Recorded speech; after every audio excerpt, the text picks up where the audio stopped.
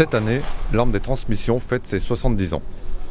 À cette occasion, la Cour d'honneur des Invalides a servi d'écrin à une prise d'armes présidée par le chef d'état-major de l'armée de terre, le général Rachmadou.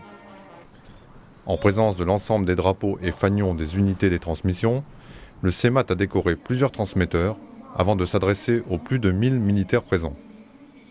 Transmetteurs qui êtes présents aujourd'hui sur les rangs, vous êtes les héritiers d'un riche capital de traditions que les générations successives de vos anciens ont su constituer.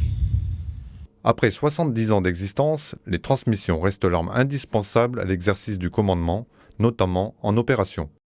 C'est toujours aussi vrai que dans le passé, mais il est vrai que maintenant qu'on opère de plus en plus loin et souvent de façon très décentralisée, l'importance des transmissions dans la conduite des opérations est absolument majeure.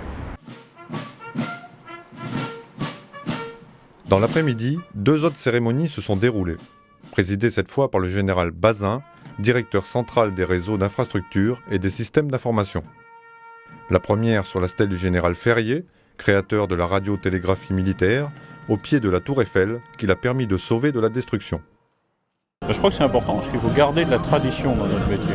On ne peut pas vivre uniquement avec notre technologie hyper moderne, celle sur laquelle on se perd, qui est extrêmement complexe, alors qu'on a un métier qui doit être de faire gagner nos armées, qui doit être de vivre comme des soldats. Et quand on est comme des soldats, eh bien on doit revenir à la base, et la base ce sont nos traditions.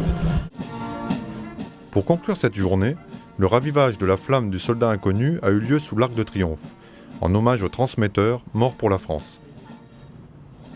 2012 sera pour tous l'occasion de mettre en avant la devise des 70 ans, fier d'être transmetteur et transmetteur de cette fierté.